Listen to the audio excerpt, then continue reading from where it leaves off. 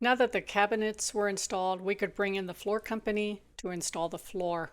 And they started by putting down leveling compound. They mixed it from bags, poured it, and then this one fellow used an extra long board to spread it around. Fascinating. That's going to make it so smooth. So this took several days, and if I could do this over again, I would keep track of the bags of leveling compound they used by having them give me the empty bags. They said we used 19 more than we had paid for, so that was nearly $1,000 added to the bill, and there's really no way to know what they used unless you ask to keep the empty bags.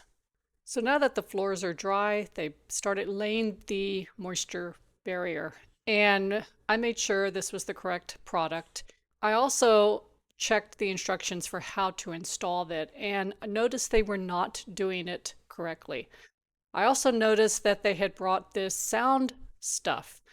The flooring we bought has a pad attached, so I questioned them about why they brought this sound underlayment, and we're told that yes, that's what they were supposed to do. So I didn't question them further at the time, but that turned out to be an issue as well.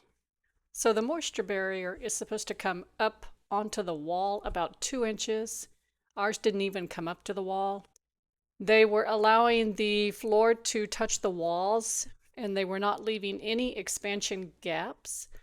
This is how they trimmed the door frames. And then we noticed that the boards themselves had jagged edges, and we don't know if the floors were defective or if the fellows were just hammering them too hard with their mallet. So we called the salesman from Nadine's that we were working with. He came out and we told him the issues we were having.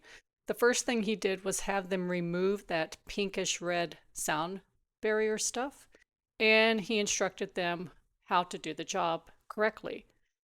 Well, they did not. They just repeated the same mistakes. They did not leave gaps at the wall, and they were continuing to damage boards, so we told them to leave. So the new crew that they sent over was wonderful. What a difference. Notice he is using spacers to ensure the gap between the wall and the moisture barrier now comes up on the wall the way it's supposed to. And in the following video, you will see he uses a tapping block so he's not damaging the boards. Beautiful. Just beautiful. I love it. He says he has not come across any defective boards, so that's good. I did talk to him about not placing two identical boards side by side. And I also had him redo this board in the living room. I did not want a very small triangle there. And I was very impressed with how he handled under the front of the fireplace. He cut the stone so the boards would go underneath. I thought that was so neat. So this new crew worked their way from the front room into the butler's pantry, and then they made their way around to the kitchen and finally to the breakfast room. When you have somebody do work for you, I recommend you research the product and look at the installation instructions so that you know what they are supposed to be doing. Otherwise, they could put it in wrong and it could void your warranty down the road. Kathy wants to see you scamper. Let's get a toy and see you scamper. Okay.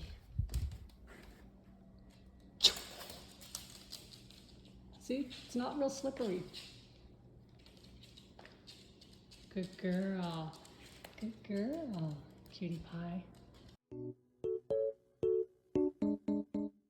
So the Maximera drawers are pretty easy to put together. Whether you are putting together low, medium, or high, they basically are constructed the same way with two sides, a back, and a bottom. And it's not real clear when you snap the sides into the back. So I talk about that in a brief video, and I have the part circled here that I'm talking about. And I will also show you my method of putting in the bottom because it was rather tricky. So I had 40 drawers to assemble, and it went pretty quickly once you get the hang of it. I just laid out the sides so that the metal strips faced on the inside. This faced me. And then when you put them together, this metal tab, you should not be able to see it. It should be behind the white. So I'll zoom in closer. So notice you can't see it there. It's behind here. And this is nice and flush. I was using my hand just to give it a whack, but that got sore. So now I use a mallet. And that's all there is to it. Now put the left side on, same way. Put them together so you do not see that little piece. So you can see you cannot see it. Give it a whack. Now I'm going to show you how I put the bottom on, because that's the hardest part. So to put the bottom part on, you want to be sure this unfinished edge is facing the back and these grooves are underneath. So you're going to start like that.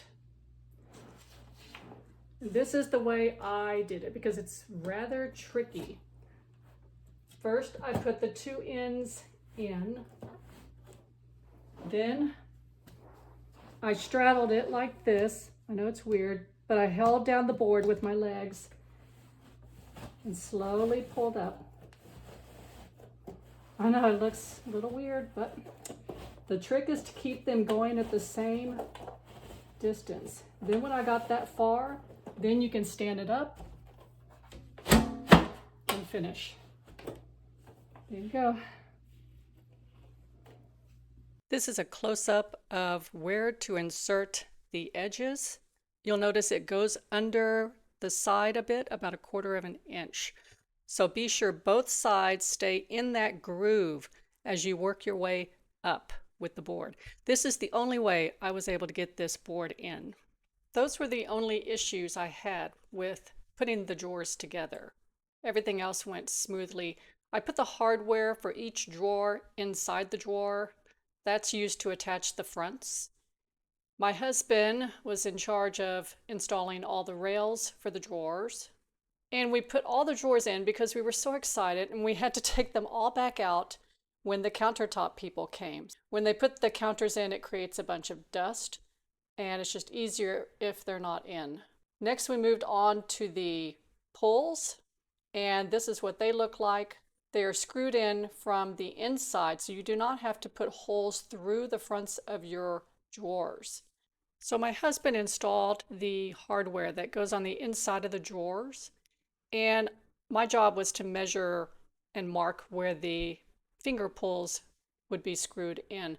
Now, Ikea on their directions makes a point of showing you which way to position the drawer front, and the label is supposed to be down, as seen here. But I got one of the fronts and the measurements were off, and discovered they put the label at the top on this one. So be very careful, and if something doesn't seem right, perhaps they put the label on the wrong way. To make my job easier, I created templates. I had some blind slats in the garage that I used, but you can use balsa wood that you can pick up at Home Depot. It's very cheap. So I have 22 drawer fronts that are 24 inches wide, which means the handles will go on the same location for each drawer. So I made a little template. See? It's got these little T things there to keep it in place. So now I just put my thing down in between those deals, mark the holes, and I'm good to go. Pretty clever, no? This is how I constructed my template.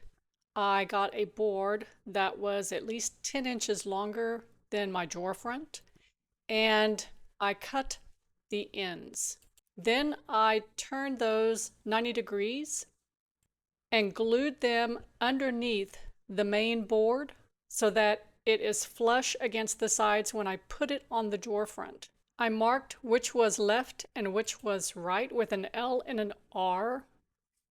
Then I positioned the finger pull in place. I carefully measured to be sure it was centered. And then I marked on the template the edges of the finger pull.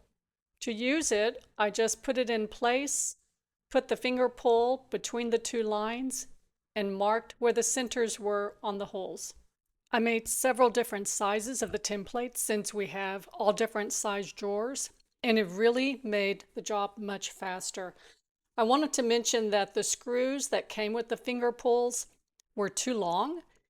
They almost went through the drawer front, and so we had to buy shorter screws. So be sure to check that whenever you buy your handles or finger pulls.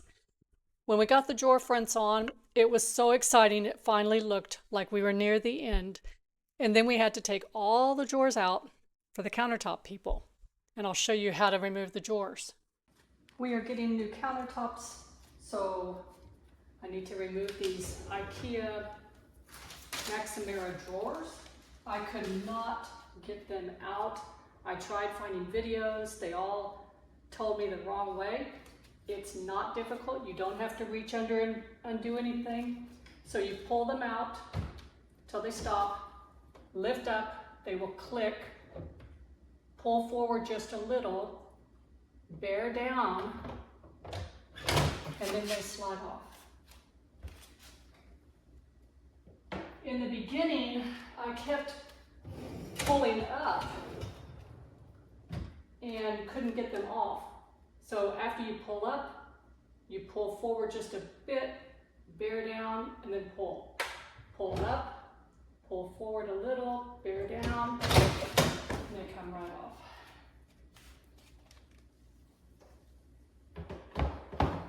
I'm not used to making videos, but I really wanted to share because I finally figured it out. Pull up, pull forward, bear down. Look how easy they come off now. Anyway, I hope this video helps you.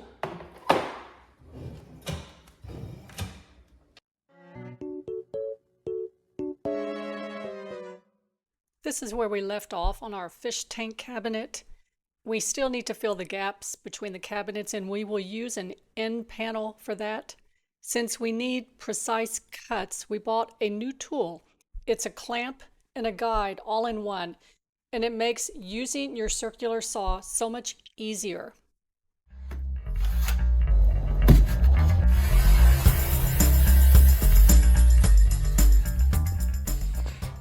The guide clamp worked so well, we were able to get really precise cuts. The boards just fit in between the cabinets. We didn't even have to clamp them while we screwed them in. We made sure the top and bottom was flush with the cabinets, as you can see here. And then we secured them with screws through the sides. We put a door on because we wanted to be sure we did not screw in where a door hinge needed to go. Then we installed the end panels and the doors, and we were done.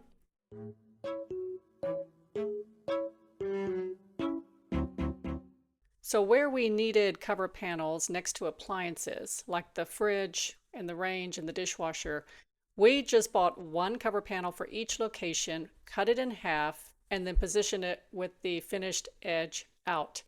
That saved us a lot of money, and nobody knows it's a half a piece because all you see is the front edge. One thing I want to mention about IKEA's cover panels is online, their measurements aren't always what they are. So we needed 4 of these 15 by 42.5, and they actually measure 15 3/8. You have to scroll down to where it says measurements to find the exact measurements. We had to get creative with the end panels regarding the island because IKEA offers limited sizes. So for the 2 ends, we put together 2 of their 15 by 42.5 panels.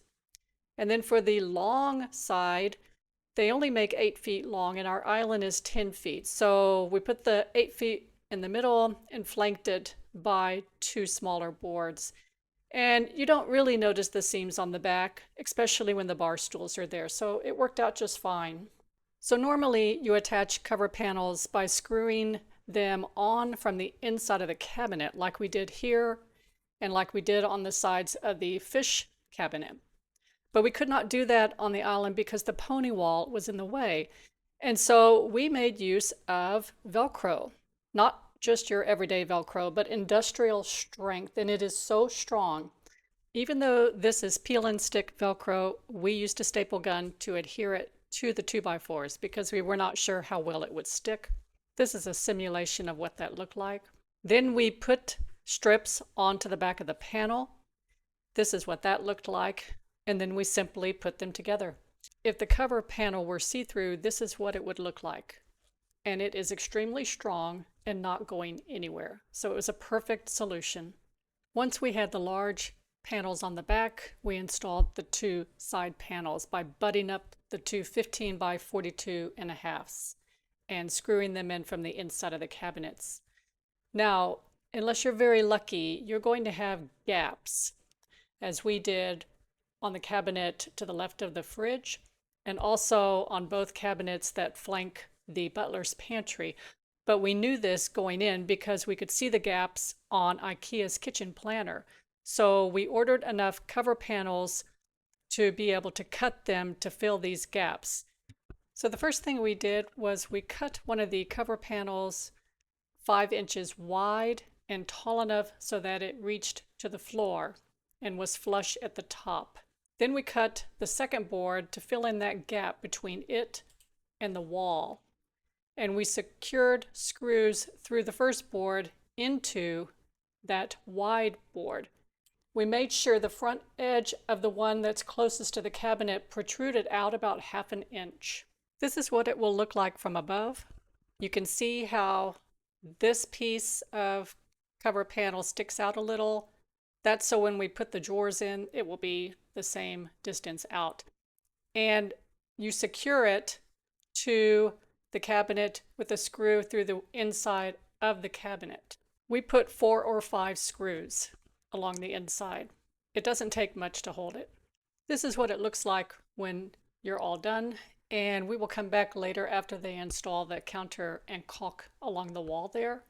We did the same thing over in the butler's pantry, and we think it came out real nice. So if you watched my last video, you recall that our floors were unlevel.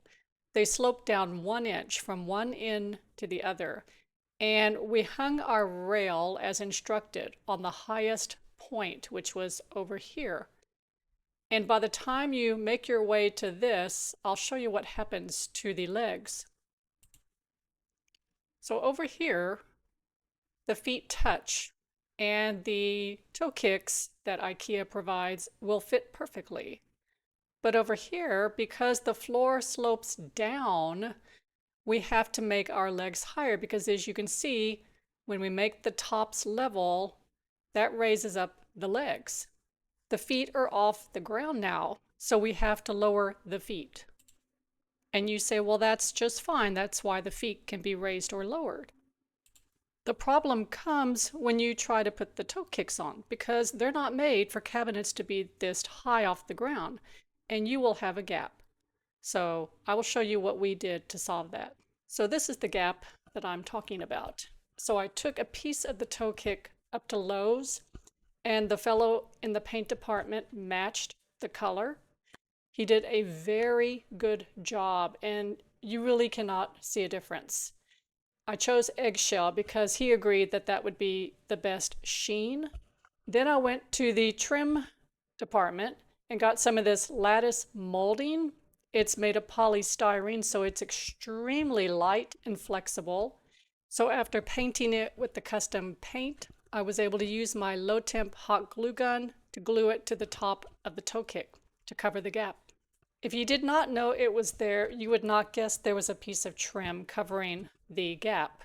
It is such a close match. Ikea's toe kicks are wonderful. I cannot recommend them enough. They are so easy to put on. You just snap them onto the legs. They cut like butter using a miter saw. And you can hardly see any seams where you have to join two pieces together. So can you see the seam on this picture? There it is. And here's one over here. And there it is. They have wonderful corner pieces to attach two pieces so the corner looks nice. I just love them.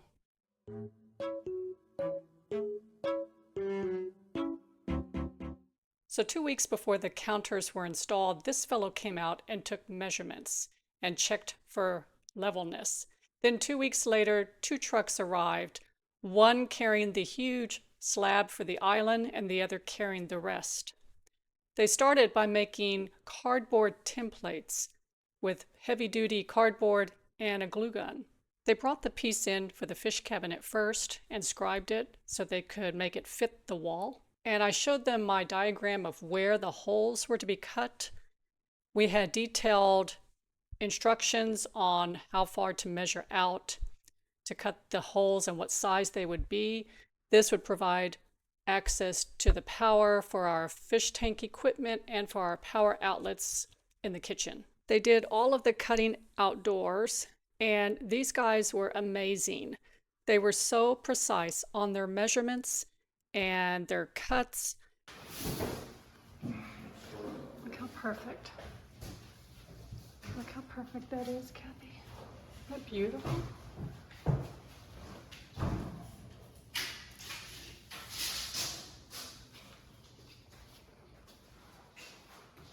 On the island, I pointed out we needed a 2.5-inch hole for the pop-up outlet.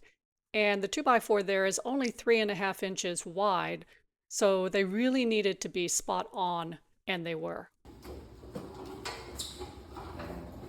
That's impressive.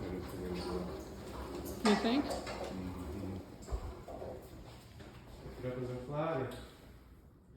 Dude, this is a sweet idea. Check this out. That's what I was thinking. Lean it where that at. Yep. That's awesome. So now, yeah. Here, we just take right on here. Yeah. Perfect. You got enough room? Yeah.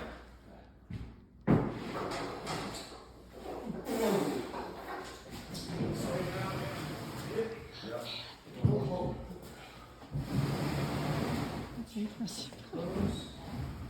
Oh my gosh.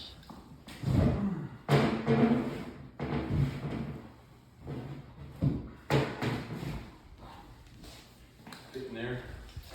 This is why it's important to build a very strong pony wall, because that piece of quartz counter weighs a lot. They even did an amazing job on the seam.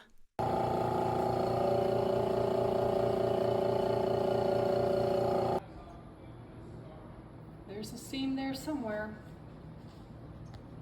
This countertop company did an amazing job, and we were so pleased with the results. I think my favorite part is the pop-up outlet in the island. You can barely see it. There it is. And our counter plugs. You don't notice them, but they're there when we need them.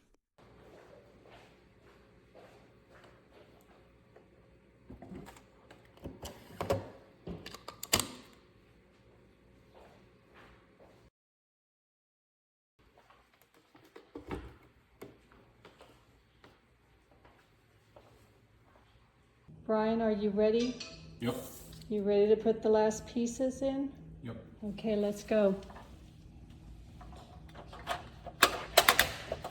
Okay, that's the last drawer. We're done with our drawers.